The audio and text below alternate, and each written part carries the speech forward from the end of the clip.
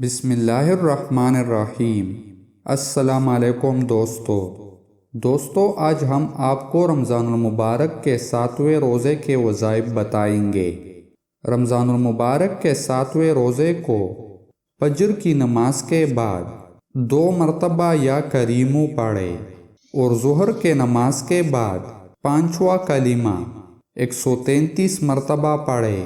5واں کلمہ یہ ہے: استغفر اللہ ربی من کل ذنب اذنبتہ عمدا او خطأ سرا او علانیۃ واتوب الیہ من الذنب الذی اعلم ومن الذنب الذی لا اعلم انک انت علام الغیوب وستار العیوب وغفار الذنوب ولا حول ولا قوة الا باللہ العلی العظیم۔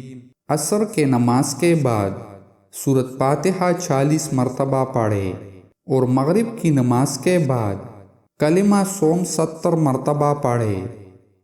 سبحان اللہ والحمد للہ ولا الہ الا اللہ واللہ اکبر ولا حول ولا قوة الا باللہ العلی العظیم۔